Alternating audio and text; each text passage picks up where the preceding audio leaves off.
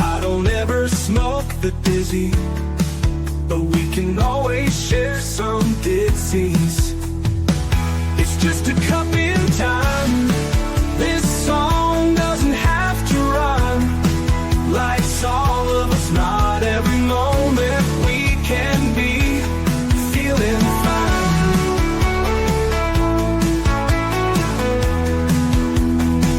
I wanna share a moment, just a second if you will, maybe even a cup of thrill. We could share this performance. It's tea time, come sit with me. Well, welcome guys, Miss Liz in the house, and we had an incredible afternoon with Shelby Perry in the house, and she brought awareness to eye patches. Check that tea time out. I guarantee there's a lot of good information in there. She brought some awareness to some eye conditions that I was unaware of, and even with children. So check that tea time out. But tonight we have the incredible Jake Zipperlin in the house, and we're going to be talking about death row and correction centers and acting, all that good stuff. And we're going to serve his tea, and his tea today is advocate for sufferers of PTSD, first responders, and military. That is the tea we are serving in the house tonight. So get ready for a trigger warning tea time. Miss Liz will put her trigger up from time to time, and we'll have some good old fun tonight with all of you guys and get some really good awareness out there. But before we get started, you guys know how Miss Liz rolls. Get over to all those platforms: Facebook, TikTok, LinkedIn, Instagram, LinkedIn, and Alignable, Lemonade, Clapper, all those good platforms. Give those a like, follow, subscribe. And if you notice that the guests are on those platforms, give them a follow, because that's how we support one another by sharing one another's work and services. Then jump over to the podcast apps: Podbean, iHeartRadio, Listen Notes, Deezer, Spotify, Apple Podcasts, Spotify. Miss Liz there with that Shopify again. Check that out and give those a like, follow, and subscribe, and get these tea times out there, because I guarantee that they do make a difference for the guests and for listening audience that resonate with the topics. Then jump over to babyboomers.org. Miss Liz has been partnered with them for almost 4 years. If you're looking to be featured on different podcasts, they have over 50 different shows over there as well, so you can pitch yourself and you can get seen on those as well. So check out babyboomers.org. So now let's do the disclaimer and then the beautiful intro, and then we're going to get Jake in here and we're going to spill some tea and have some fun with all of you guys. Disclaimer for Miss Liz's Tea Time live show. Miss Liz's Tea Time is a global platform dedicating to sharing real life stories, diverse perspectives, and meaningful conversations that inspire awareness, healing, and connection. I, Miss Liz, is going live using StreamYard. Before leaving a comment during the live broadcast, please grant StreamYard permission to display your name at StreamYard.com. Please be advised that all the content brought forward during any Tea Time show is presented in good faith. However, discussions may include opinions, beliefs, and perspectives that do not necessarily represent the views of Miss Liz or the Tea Time platform. Information shared by guests is based on their own experiences and is perceived to be accurate at the giving time of airing. All guests, viewers, and participants are responsible for using their own good judgment when considering any action or decision that may relate to these discussions. Some episodes may cover sensitive topics, including but not limited to trauma, abuse, grief, mental health, and other emotionally triggering subjects. Listeners' and viewers' discretion is strongly advised.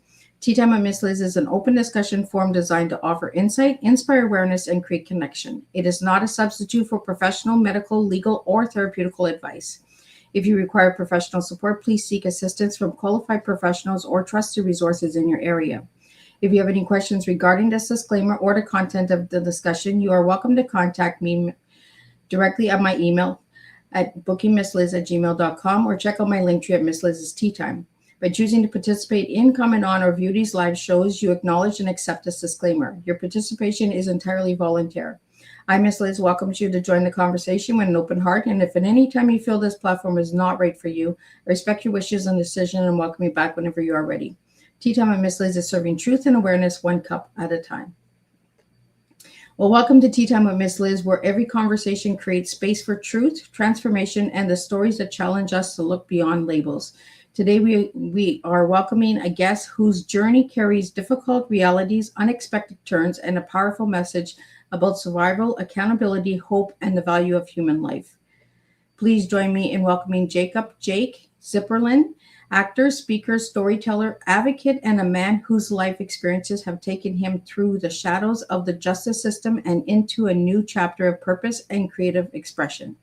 Jake's story moves from the world surrounding death row into world of acting, leadership, and advocacy. It's a journey shaped by trauma, difficult truths, personal reflections, and the determination to use lived experience to awaken compassion and meaningful conversations.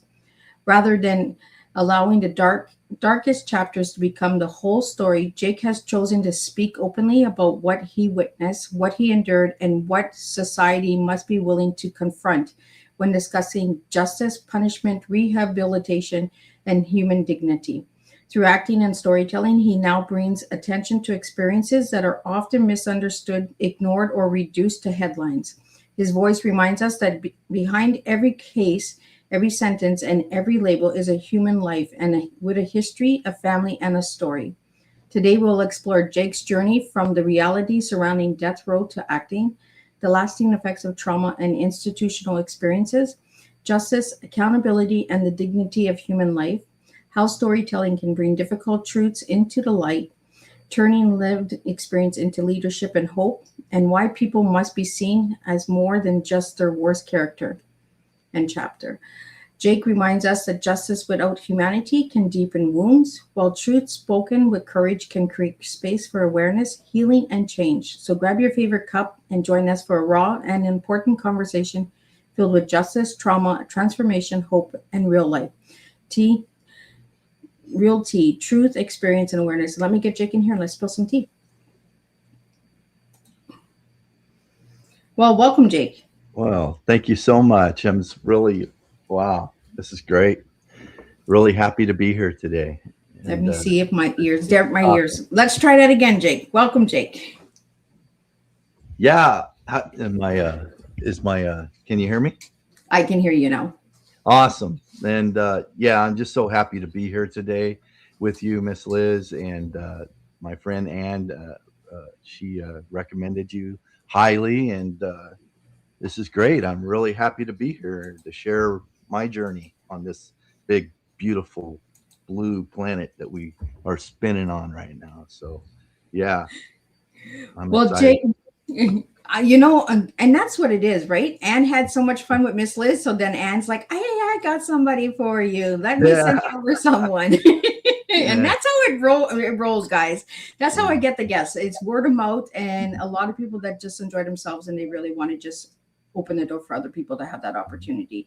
So thank you, Anne, for that. Be sure to check out her tea time as well. So Jake, let's get to know you a little bit before we jump into the hard stuff. Who was Jake as a little guy, and who's Jake now? As a little guy, I lived in Cloverdale, California, and grew up in a small town of like 2,500 people.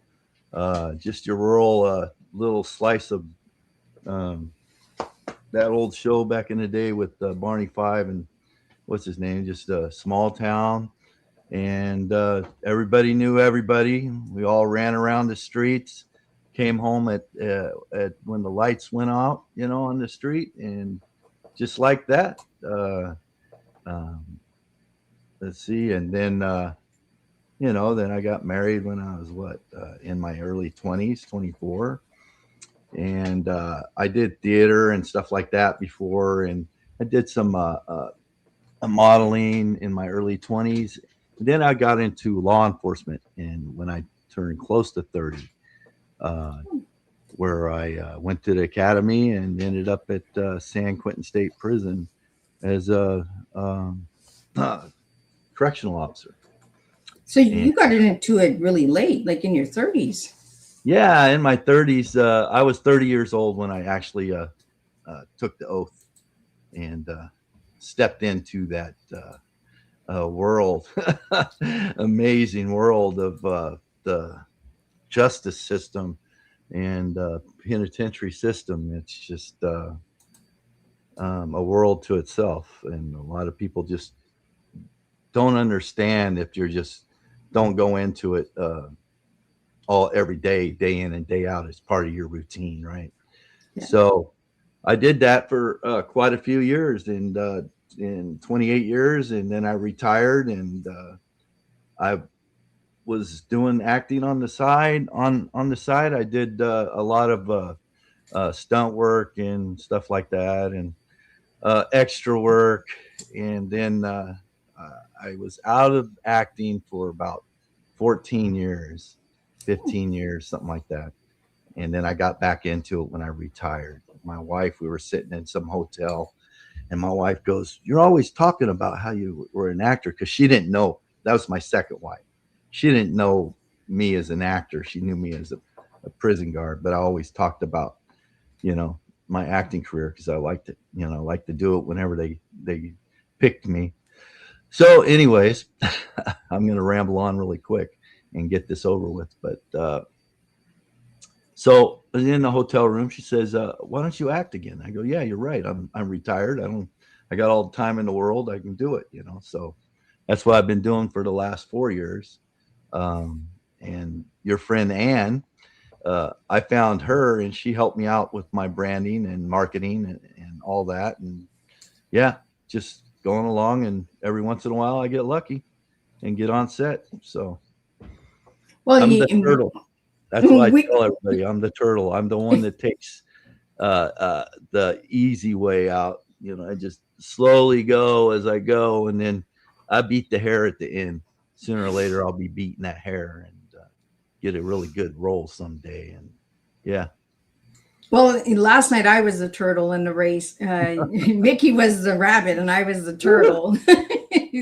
But sometimes being that turtle makes a difference as well, right? Because we have the life experience to bring it to the stage and bring it to the, through our acting and that as well. We have to go, as human beings, we have to go at our own pace and just evaluate. We evaluate from the time we wake up until the time we go back to sleep.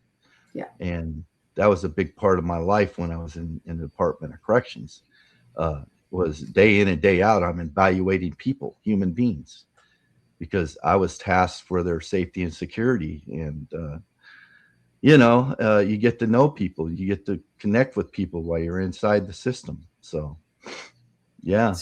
So Jake, what first inspired you to pursue a career in corrections?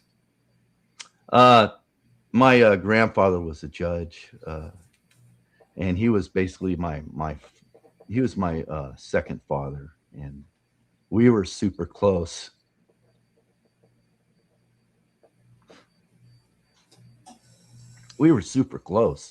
And I admired him. So when I was tasked with my first wife, who had 3 children, and became a stepfather and everything, I needed a career. I needed stability, and I knew that law enforcement was probably where I was going to go. I did some construction work, and then I ended up getting into law enforcement at an age of 30. So, and Jake, you're allowed to cry on tea time. I'm trying not to, but Miss Liz has that effect. I make all my guests cry. I'm okay. It's okay for me because I'm suffering. I'm suffering from PTSD. So I cry at little stuff, like the phone rang and they said you got a job, and I'm like, oh my God, really? Right. So Jake, let's talk about how did working in the San Quentin shape your understanding of humanity? I got a big heart. So for humans, and I just got this huge heart. I'm a God-fearing man. I'm a Christian, and I knew that I was going to be walking into a unknown space with all sorts of who knows. People murdered people. People did this. How am I going to deal with these guys? So ask the question again. I got off track. How did working there shape understanding of humanity? It just gave me a broader understanding of human beings over the time that I spent there inside San Quentin, and 2 other prisons that I worked, R.J. Donovan and High Desert State Prison. In my early years, was a level 4 security, high security. A lot of stuff was happening there, and just the day-to-day routine as going inside, the institution and dealing with these individuals, because they're all human beings. And that's where when I first went in, I was scared, man. I was like, what do I do? How do I talk to these guys? How's this going to work? And they're just like me and you. And I mean, I have this big, like, oh my God, they killed somebody, or they're a gangster and they stab people and they do all that kind of stuff. But they're just human beings, and we have a task during the day to get their program going. And and I had a rapport with a lot of them. I was very well respected because I was fair, I was firm, and I was consistent. And how it shapes me as a human being. I went in, I was very loving and kind, and I didn't have any biases against people or judgments against people. And going into law enforcement, it's a day in and day out, because it could be a life or death situation, and you're already got, when you see someone, you get all these little spidey senses. This guy something's going on with him. I wonder what's going on with him, So that over a period of 28 years going inside the system shapes your mindset into basically you're kind of a paranoid schizophrenic, is what I say, because everybody around you got a judgment. I mean, I just see them and I'm like, oh, I know what that guy's all about, and then I started getting inside myself. So, and then I was starting to get very depressed, and I didn't know what was going on at the time until 2020 hit and we started having the pandemic. And a lot of things happened that year. After, I got in 94, and in 2020, that's what, 25 years? I can't remember. Something like that, 27 years, something. And I was just like, all of a sudden I started having anxiety attacks, and I didn't understand it because my first wife used to have anxiety attacks, and I didn't understand that. But now when I started having them, I mean, just like super depressed, and it was the weirdest feeling in my life, and I had a hard time dealing with it. But then I had a friend who died from COVID. I worked with him for many, many years. And he was my co-worker, and we both promoted together. We both did acting lieutenant together, and he had 30 years in the department. And he took some inmates out on a transport to the hospital that had COVID. He ended up catching the COVID and bringing it to his family. His family survived, but he didn't. He just went into the hospital and didn't make it, And then at that time, I had a heart attack that year in May, just before this happened. And so I went back to work really quickly because they did a stint, and I was feeling okay to come back to work because they needed people. So I went back to work and I couldn't deal with it. So I was there for like 10 days and I went out on stress. So that's when my best friend called me one day and he goes, "Hey, I got the stuff, man. I don't know if I'm going to make it." And that was the last time I heard from him. So at that point, I was really, really starting to go down. I was down a spiral, and I felt like, ending it. A lot of us, PTSD, a lot of military, law enforcement, a lot of us end up with suicide. And I could see why, because it happened a lot during my career, and I seen families go through turmoil and everything because of it. But we don't realize it right away. It takes time.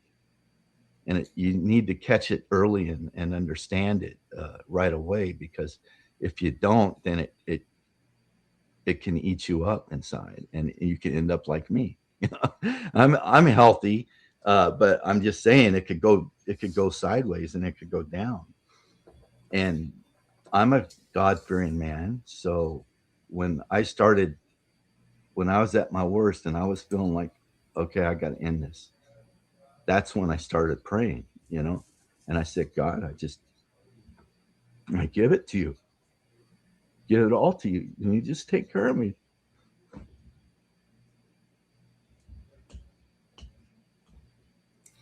Jake, stories like yours are what need to be heard on platforms, because PTSD, people are just giving labels out, right? But they're not understanding the effects of the PTSD.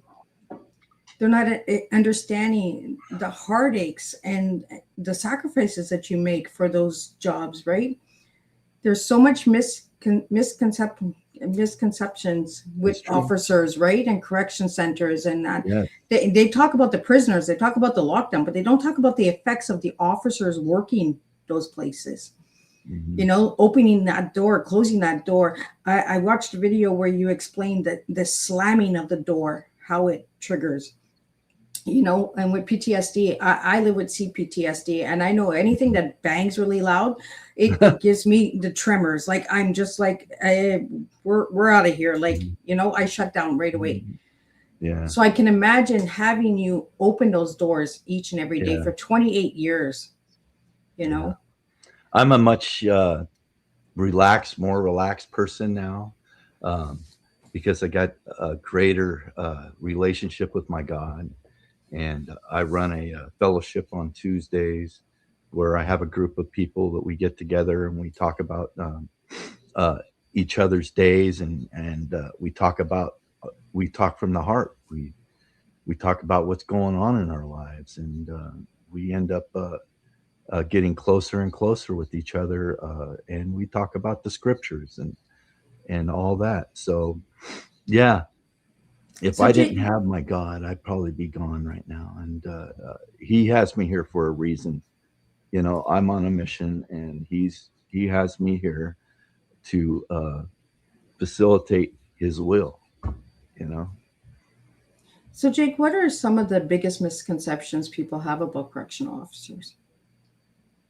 That we're heavy-handed, that we're undertrained. That's like not true at all. I mean, there are, because I remember when I was a rookie, when I was young, a cop coming in, all I could think about was, well, I can't wait to be in my first riot. I can't wait to see somebody get stabbed. I'm like, I wanted to, and I was excited about being able to deal with that situation. And I can see where a cop or an officer can get out of control, and then the old G's are the ones that prevail because they watch and they teach these youngsters, and it's not all about gusto and the badge, being badge heavy. It's all about communication and being getting a better understanding of each other. But there's also that line. There's a straight line, and you don't want to cross the line. But you still gotta, be there. I call it. People don't understand that we're their protectors. Sometimes and that's what we're tasked to do 24/7 while we're there and inside the institution. We're there for their safety and security, everybody's safety and security. And I seen San Quentin, for instance. I was there for quite a few years, 23 years. And I seen a lot of change. And what they're doing now with the inmates there is what they is what they need to be doing with all the institutions, because communication is like the top of the ladder. If we don't have any communication, it's going to be chaos. So that's our job, to communicate and get the task done. We got a mission. Okay, let's handle the mission. Everybody go out there and communicate with these inmates and get them to do what we got to do. And that's how it ran. That's how you run a prison. That's how you stay out of the blood and you stay in the light. That's the way I look at it. Well, Jake, we have some questions that are coming in to the studio. Sure I'd just like do. to get those up to you. So the first one comes in from Jonathan, and it's, Jake, what inspired you to share your experiences publicly after retiring from San Quentin? Publicly is because I feel that there's a lot of people, a lot of officers and first responders and military out there suffering, and they don't know how to deal with it. And I just figured if I share my story, how I deal with it, and how I run my business, run my life, that maybe I would be an inspiration to them. That's my biggest thing. Is just to try to. I'm here on a mission, and I'm here to help anybody if they want to talk. Yeah, that'd be great. But if they need to talk to somebody, they need to get up and talk. They need to get it out. They need to do something about it, or otherwise they spiral down, and we all know how that ends. So, Jake, do you think society has a lot to do with first responders not opening up? I think it has more to do, not society. I think it has more to do with the sister and brotherhood of law enforcement and first responders and military. It's a unwritten code. It's just like we got to be careful what we say, because we might offend somebody. I don't care. I'm retired. I'm just going to put it how it is. And that's what has to happen in order for us to heal, because there's a lot of suffering out there, and There is, and these are the stories that we need to start having these open conversations, where people are so scared of what society thinks or what a brotherhood or sisterhood thinks. But you guys are suffering in silence, mm-hmm. And you're going to work every day, and you got to put this tough boy or tough girl on, and then you're going home and you're crying and you're breaking down because of the stuff you're seeing. Instead of having that, I think a lot of it was in my early days. I went straight home, went straight to the couch, and they call it the magic couch, and you just sit there and vegetate. You don't hear nothing, nothing around you. You're not hearing it, and you just grab a bottle of wine or whatever and watch TV, and you drink by the next thing you know, you drink 2 bottles of wine or whatever, It could lead to that. It can lead to a lot of things.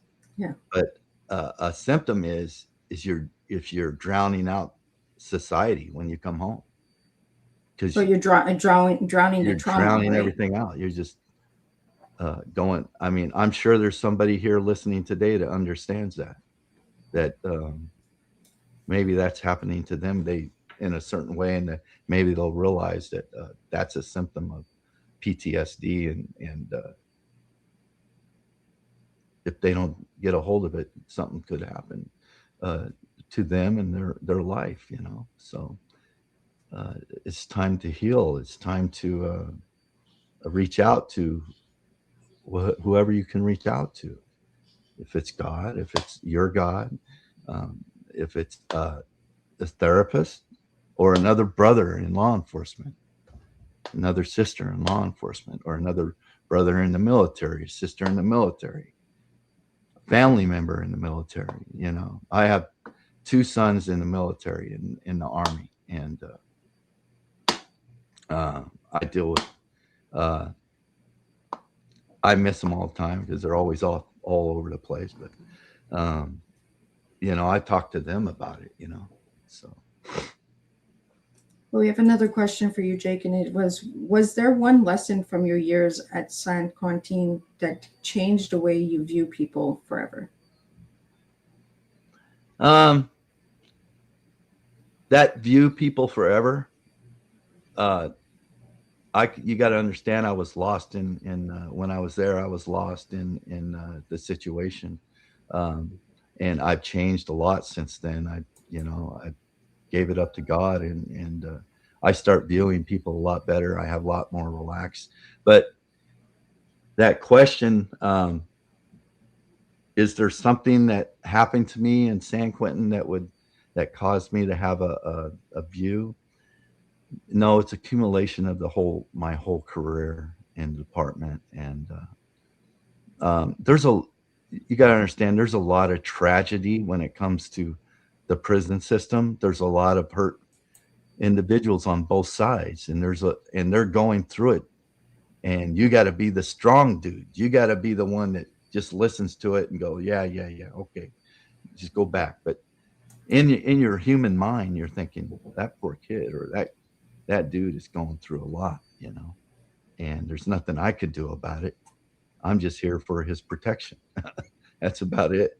I can't sit here and be his soul and guide. That's not my purpose. That's not my purpose on the job. So, And Jake, the next question we have comes from Raishan. During your years as a sergeant, what leadership qualities became the most important under pressure? Does that come from a first responder? Yeah. During my years as a sergeant, what leadership qualities became the most important under pressure? That I had a calm demeanor, and I dealt with a lot of adversity throughout my career, and I was able to keep it under control, and a lot of training, and talking to staff and my staff members and letting them know what I expected of them, during an incident, or what I don't expect them to do, and what could get them in trouble. As a sergeant, I was tasked to train my staff, train them. And that's all, and I was old school. They brought me up old school. And when I first got to San Quentin, an old G guard with 30 years, I went to the death row tier, and here you go, son, here's the keys. Go down there and feed them. And then after you're done feeding them, clean the tier. Okay. So, and I didn't know what I was doing. I was like, okay, yes, sir. But as a sergeant, over time, I just had this calm when it came to any incident that happened. But it seemed like everything happened in slow motion when it happened. It really does. There was one time I was a sergeant. Mind if I tell a story, a real quick one? Go ahead. But we had an incident in the chow hall. There was 120 blacks and Mexicans were having a problem over something I don't know. But they ended up in this big brawl inside the chow hall, and I was a sergeant at the time. So I got in there, and there was plates. It was like the food fight in Animal House. I mean, food was going everywhere. Plates were flying everywhere. So I went in there, I went sliding, and then I got back up, and then I got my guys, and there was one officer in the middle of all the inmates swinging his baton, and we had to get him out of there and get him in our scrimmage line, and so we can mop up the mess, and hope that he doesn't get hurt in the meantime, but we did the scrimmage line, and I'm walking my men through all these other inmates that are on the ground trying to get away. And we got there, and I'm pulling out my grenade, my pepper grenade, and the damn thing blew up in my hand. So I took myself out of that situation, and I had to go to the infirmary and all that. And sometimes stuff like that happens, and that carried throughout the rest of my career. Oh, here comes the sergeant with the grenade. Watch out. He doesn't know how to use it. Well, there's always that side joke, right? There's something happening. Yeah, I had that side joke. I still get it today. Oh, I still get it today. Yeah. You still got all your fingers zipped? Well, You worked on the death row. What is something that my listeners could get from you, understanding how the process of a death row works? How it works, because they dispersed all the death row inmates throughout the whole institutional system. Now they dismantled the death row at San Quentin when Newsom came to office. He put a moratorium on the death row. But when I was the sergeant on death row, matter of fact, I worked officer in which was called the Adjustment Center for 3 years, and it's like where do you put the death rows that got in trouble off their death row main line. So maybe they got caught with drugs, or they stabbed somebody, or they assaulted an officer. So they ended up in the Adjustment Center, which is kind of like a solitary confinement. So they're in there for like 23 hours out of the day, and then they go for a yard, and then they go back. So death row was high security. We're tasked to get them through all their little programs during the day, because they get their showers, they get their food, they get to go see their doctor or whatever. And it's just a huge block full of like 700 and something inmates on death row. And it's like a miniature city with 40 something cops on duty that escort these individuals to whatever program they're going to that day. And they did a lot. They're going to see their lawyer downstairs, or they're going to the infirmary, to a doctor visit, to a psych visit. So as a sergeant, I had to make sure all that stuff ran like clockwork, So all the officers, they have their program. They know the program. You just walk along and make sure that it's all going smooth. One day we had a problem. We were letting out the yard, and a yard's a big thing. So let me just go. So yard is like huge. We got to make sure we get these guys their time on the yard, right? So you can only imagine you're inside this cell 24/7, and you want to get out and get some exercise. So it's a big overtaking. You got all these, you got like 5 or 6 different yards, and you just take them out in handcuffs. Everybody comes out in handcuffs, and we take them to the yard, take them off the handcuffs, put them on the yard. They're in a contained area, and you have gunners up above watching them, so they don't kill each other. But then you have to all the inmates, the 700 inmates, you evaluate them. You know who can be with who and who can't be with who. So that's a big overtaking too, and that's where counselors come in, AWs, the warden, and all that kind of stuff come in, because they have a committee. They send the inmate into the committee, and the inmate gets evaluated, and he gets assigned a yard and all that. So that's how that works. And there's so much that people don't understand about the death row, right? So have you ever attended like a final inmate? I actually was never at a execution. The last person we executed was Tukey Williams. I think that was in 2004, 2005, somewhere around there. And then after that, they had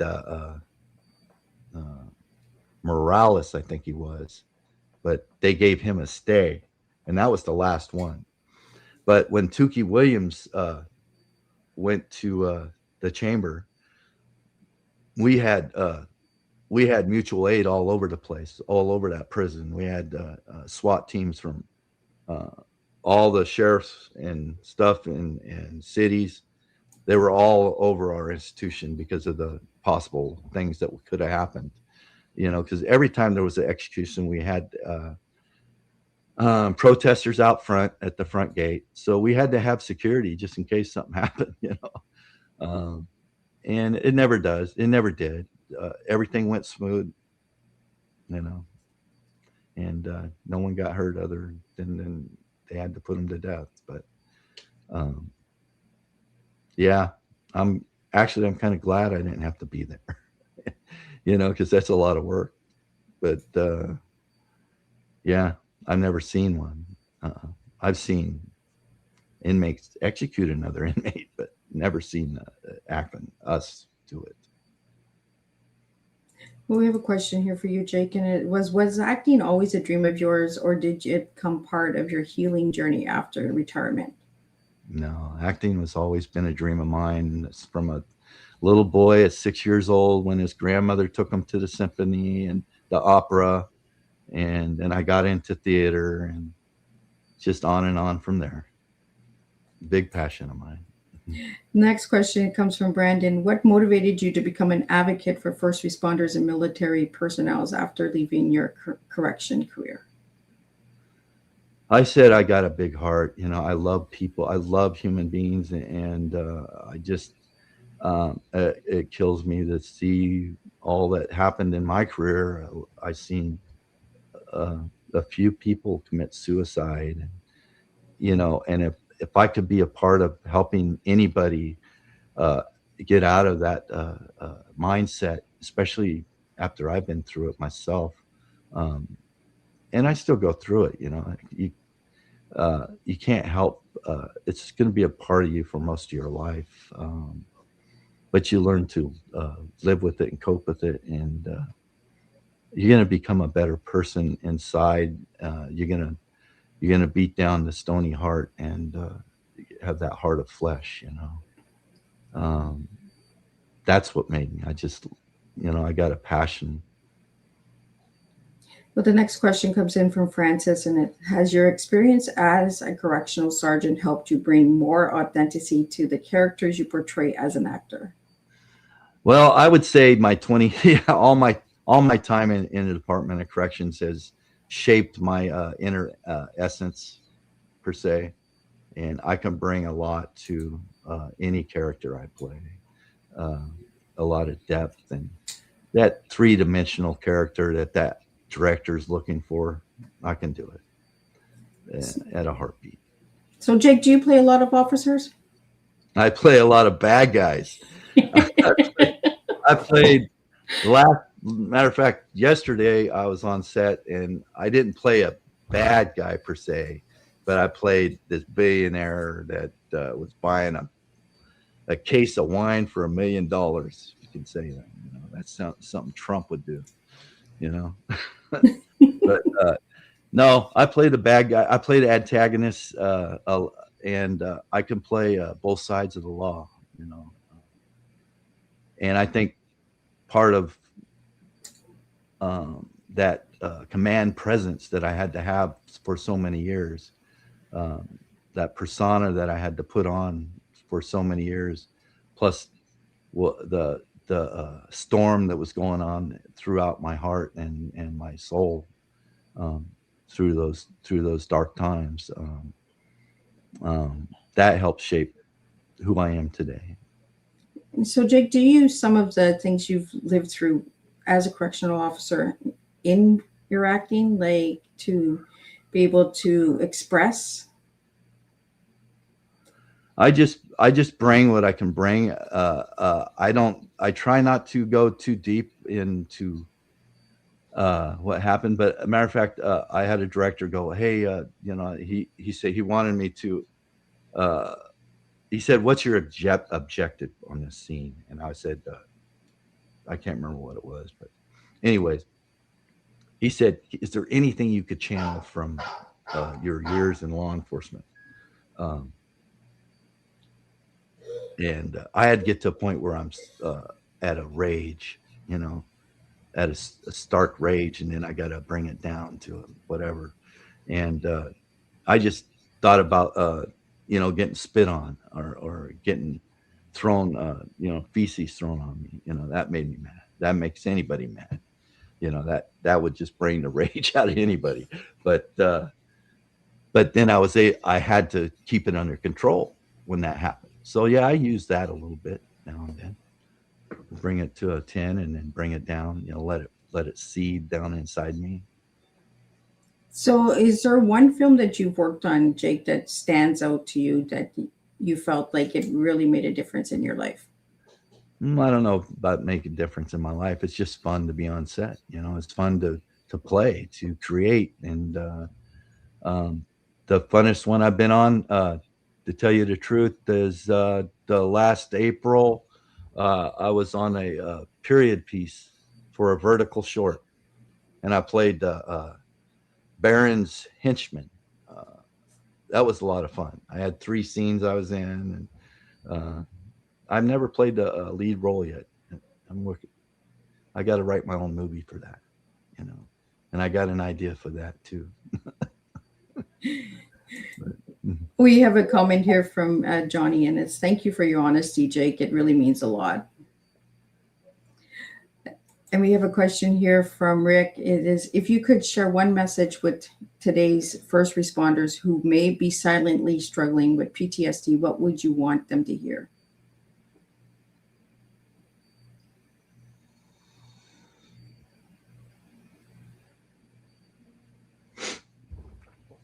just you got to look at yourself inside and look in your heart and evaluate yourself and reach out to who you love, and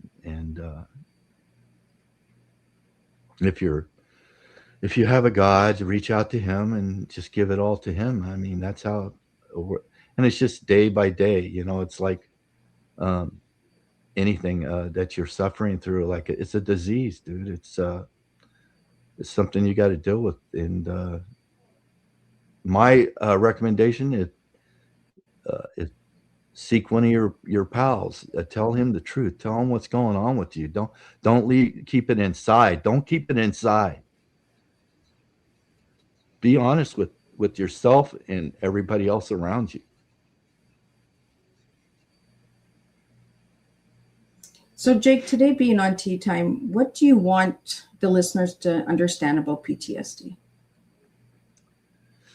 That it's a serious condition, and that there is hope out there. That there's help. You just got to reach out to it. You know.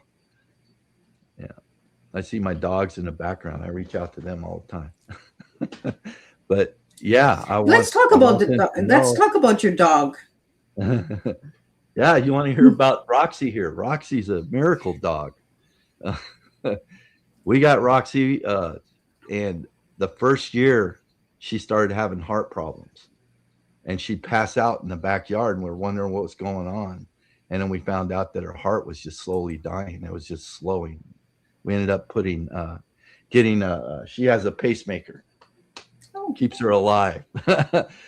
And luckily we had puppy insurance, so it only cost us 45 when it would have cost us like 50 grand, you know. uh, but she has to take medications most of her life, the rest of her life.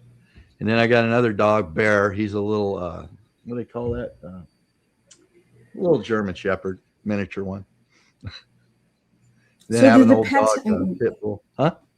So do the pet and do the dogs help with your PTSD, Jake? Yeah. I mean, I take them on my walks every day. So my routine is, uh, you know, I try to get my dogs out for a walk. And that's when I do my meditations and pray and I talk to my dogs just like they're humans. Huh, Rocks? And yeah, So, they Jake, help. you I have a mean, you have someone that loves you and unconditionally, and you come home and they're right there at the door. You know, if someone's suffering from PTSD, that's probably a good thing if they love animals. And you know, I'm a big animal lover, you know. So so Jake, you have a podcast, don't you? I tried to start one up, and I was able to talk to 3 first responders, NYPD um, sergeant, who's retired. She's an actress, and then two of the fellows I worked with at San Quentin. They one retired as a parole officer, and the other just retired as a. I think they both retired as parole officer. I can't remember, but I had you know, an hour long session with them,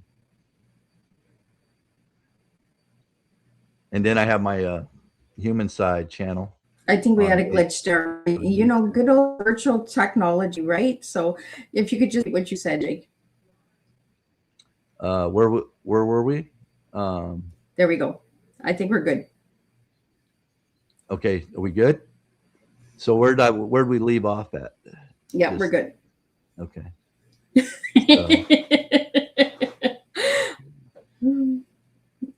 I'm not sure where we left off, but I know that we had some glitches and we had I can't remember what you asked. some I'm 62. I forget stuff.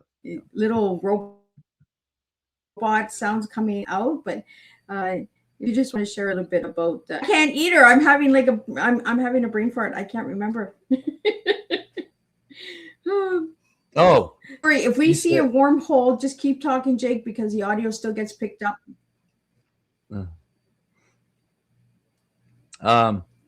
So I was going to say something. I forgot. Now we're both forgetting all over the place. Oh yeah, that was one of my big fears when I decided to get back into acting when I was 4 years ago, something like that, and I didn't think I could get back to all the dialogue, learning the dialogue and how that would work with me. But I know acting isn't about the dialogue; it's about what you bring to the character. But I was able to memorize a whole play, and I was amazed at myself. I couldn't believe it. I got on stage, and it was just the energy of the crowd, and I was able to perform quite well, actually. I thought, and but that was my biggest fear when I started acting again. And when I went to class, I go, oh man. And I'm dyslexic. So if a director wants me to read a cold read, I'll do the best I can, but it's not going to be like if I had it for like 3 days, and then came back and said, hey, or a day, I could get a good script done in a day, because you have to sometimes and then sometimes when you're on set, they change your dialogue around, so it's not about memorizing dialogue. It's about understanding your character and how you fit in the whole plot, and how you react to all the other parts. So now I remember where we were when the glitches started happening. We were talking about the podcast. Okay, podcast. And I had 3. I was able to get 3 in. And then I went and started just taping a lot of stories from San Quentin and my whole career. And I developed a YouTube channel for it's called The Human Side. And I wanted to get in there and explain my stories, not just a story, not just, hey, this happened. I wanted to live it so the audience can understand the feelings of or can understand it, instead of just telling a story. I could tell a story, but I went back and I lived the story. So I spent like 3 or 4 weeks doing a lot of footage, and I sent it out to an editor, and I put it into my YouTube channel, and I still haven't got the second episode in, but it's coming. I actually watched the first one, and you went deep on that. Yeah, I'm a turtle. It takes me a while. It's got to take me a while to get my movie written, but it's going to get there. So, Jake, do you have any things that listeners out there can look out for, or some big news that's going to come soon? Or no big news. I just got done with the vertical short, 2 of them. Just a couple bit parts, and there's another movie I did in December that will be coming out. It's called Second Chance. It's kind of like a cross between not Game of Thrones, but To Kill a Mockingbird. What's that? But Squid Games and the one with oh man, my memory's horrible. But The Hunger Games. Yeah, it's a cross between that and The Hunger Games. Squid Games and The Hunger Games, and it's pretty interesting. And I got a little bit part in where I'm in this bar and doing some gambling. So, and that's coming out in December, you said? I got in touch with the director. Like we did it in December. I filmed in December. Oh, okay. So it should be coming out. He said within the next, they're on their final cut right now. So once they get the final cut done, then they'll put it out, start going to festivals and stuff like that. I don't know if it's going to go on a streaming app or not. If it's going to go to, if it does, it'll be on Prime. So, Jake, if anybody wants to know about you or have them on their podcast or something, where can they reach you? They can text me or they can email me. Email me is the best way to get a hold of me. Or they can text me. But I don't answer my phone if it rings. But like probably 90% of America. Well, Jake, what's your final message for all the listeners tonight? My final message is, you are who you are, man. And, it's a mean and nasty world. And we all got to live here together. And, if you have a God, pray to your God and meditate every day. If you feel that you're spiraling down and the black hole's getting bigger around you, find a way to get out of it. Find a way to survive. It was very hard for me to admit that I was going, because I'm a man. I'm going to take care of myself, but you can't. You're not going to be able to take care of yourselves when you get when it gets so bad. You have to humble yourself and reach out to somebody. Don't end up being someone's grief. And Jake, last be a part of this world. Be a humanitarian, a person who could reach out and help other people. And last question for you. What brings you peace today? What brings me peace? God the Father and meditation. Well, thank you so much. And thank you for sharing your story with my listeners tonight. My pleasure. And thank you for all you who came to listen today. And God bless you. And, I wish the best for all of you, Well, thank you, Jake. I'm just going to do a recap of what tonight's tea time was, and we'll be back tomorrow, and we'll do this all over again, guys. This is how Miss Liz rolls. So just give me a quick second, Jake. Don't leave. I'm just going to give a recap of what tonight was.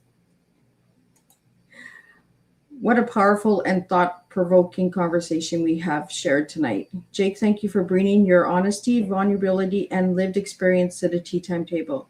Today's conversation reminded us that the justice system is not made only of courtrooms, laws, and sentences. It is made of people who have caused harm, people who have experienced harm, and families searching for answers, communities carrying trauma, individuals trying to understand whether redemption, rehabilitation, accountability, and hope can exist in the same conversation. Through your journey from the reality surrounding death row to acting, storytelling, and advocacy, you have shown us that life can move in directions no one expects.